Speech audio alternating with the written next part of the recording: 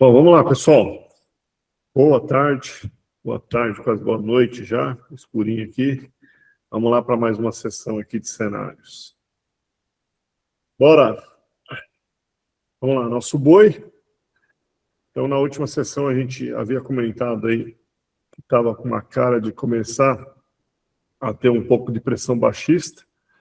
Quem acompanhou, monitorou aí no próprio grupo, eu fui mostrando para vocês que isso estava crescendo, o viés de baixa vinha crescendo bastante. E isso quer dizer que as praças estavam saindo por baixo da minha banda de projeção, mesmo tendo a tendência de alta aqui, começou a aparecer muita praça vindo por baixo, até que elas derrubaram o mercado, né? Então isso aconteceu aí.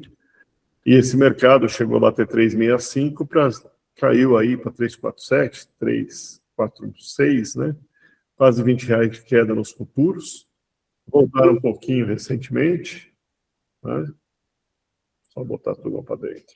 Aí. Voltaram recentemente um pouquinho. E aí vamos falar um pouco sobre isso hoje. No boi, não houve, a única notícia aí que houve aí, eu não sei porquê, a Conab não, o Secex não soltou os volumes e nem o preço médio, né, só não soltou uma informação que foi o faturamento em abril, cresceu 18% em relação ao mês passado. A gente não sabe se foi preço maior ou se foi volume.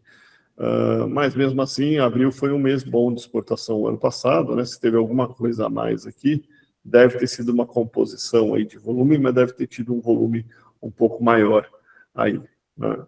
Então, a gente estou esperando um volume um pouco maior, com talvez uma cotação também um pouco maior. E aqui, né, um ritmo recorde de embarques antecipa o esgotamento da cota tarifária chinesa para o primeiro semestre de 2026. Então, está embarcando muito rápido. Existe aí uma posição da BIEC, que a China vai começar a contar a partir do embarque da carne que chegou lá. Se eles contarem a carne que chegou lá, que seria início de janeiro, eles estão contando o embarque daqui de novembro. Então, aumenta o volume de carne nessa cota. Então, se for o embarque considerado, o embarque não, a carne que chega nos portos chineses a partir de janeiro, nós temos, então, um volume maior de cota consumida. Se for o que outras consultorias, como a Grifato, a Enagro e algumas falam que não, é da saída. Se for da saída, e aí vai estar na mão dos chineses, né? Você tem aí ainda até junho, julho, para atingir essas cotas. O fato é que o ritmo está muito forte, né? E se for em maio, aí nós podemos ter um impacto já em maio. E aí a escapatória seria tentar buscar outros destinos, né, para poder conseguir colocar essa carne. Pode ter alguma redução, vocês vão ver, vou mostrar para vocês que a competitividade da carne brasileira houve uma queda, então nós passamos quase a ficar meio próximos aos concorrentes, né, está um pouquinho pior. O lado que não pode falar positivo, porque não queremos desgraça dos outros, mas o foco de aftosa na China se espalhou. Ele já está atingindo 52% do rebanho chinês. Com isso, não tem um número de mortalidade, de abate de animais, não consegui achar isso em lugar nenhum, mas ele se espalhou, já está atingindo 52% das zonas onde tem rebanho, os principais rebanhos. E há uma preocupação gigantesca da parte deles sobre atingir os suínos, né? Então, houve um boato que tinha atingido, mas não atingiu, mas eles estão muito preocupados porque a mortalidade é muito alta dessa cepa, principalmente em animais jovens. E aí, se atingir ali, eles são rebanhos fechados, né? São os modelos de criação ficaram confinados. Então, se acertar essa zona, aí realmente é um away. Então, eles estão numa correria para fechamento de fronteiras internas, onde estão os maiores polos de gado, proibido a entrada de animais para regiões afetadas, enfim, Tem aí um bloqueio muito grande, e pelo outro lado, há uma corrida para vacinação. Né? Estão correndo para uma forma de tentar vacinar com variantes que pegam essa SAT1 aqui, que é o vírus SAT1 aí, né? Enfim, pode ter muito mais coisa acontecer aí, tá? Então, nós vemos os futuros aqui na banda inferior da nossa projeção, eles já tiveram mais próximos, hoje eles estão vindo bem para a banda inferior, então, principalmente os longos estão bem pessimistas, né? E há pouca reação aí deles, e, enfim, pode ser uma oportunidade isso aqui, principalmente se a gente começar a encolher oferta, né? Então, o monitoramento da oferta é extremamente importante aí. E aí a gente viu nos últimos dias essa pancada, né? O boi derrubou, eu vim avisando vocês ali nos grupos, né? E há uma pressão aí, isso aqui realmente teve uma queda, a maioria das praças brasileiras está caindo. Os futuros chegaram a cair, então, R$20, né? Chegou a 365 quase aqui, para 344. Então, houve uma pancada muito forte. Agora, nos últimos dias, eles estão, acho que bateram bastante, né? Então, eles chegam ali, pararam de cair, e estão testando para ver se aquilo é um fundo ou não. Então, agora é o monitoramento no físico para ver se é um fundo ou não. Então, olhando algumas coisas ali na plataforma, a gente deve monitorar nos próximos dias, né? Eu acho que tem alguns pontos aqui. Então, se a gente pegar hoje, né? Ainda as projeções não se ajustaram, né? Então, estou puxando aqui para o último dia. As projeções ainda não se ajustaram. O queda aumentou o número de praças em baixa, ainda tem praças para entrar. E o viés, todo mundo saindo por baixo da minha projeção, né? Na semana passada, essa semana, porque está em virada, não ajustou ainda, então todo mundo, então isso indica pressão baixista ainda presente no mercado. Você vê que a queda das cotações está bem inclinada para baixo, né? Não houve nenhum sinalzinho de virada.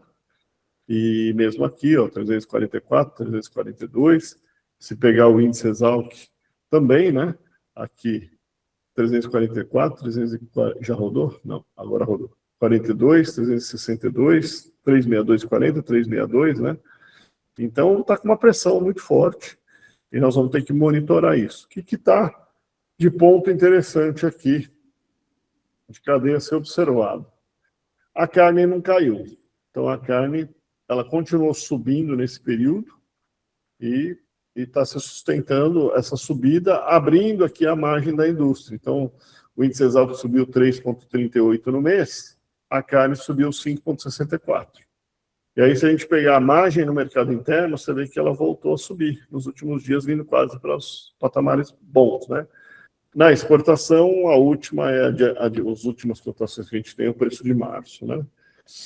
Enfim, de um lado da carne, aparentemente o mercado ficou firme, né? Do lado do mercado externo, e aí a gente observa que houve uma alta assim, na média, mas o Brasil, aqui a competitividade do Brasil, que era 70% mais barato que essas carnes, já veio para 40%, 42%. Então, houve uma redução aí da competitividade do Brasil.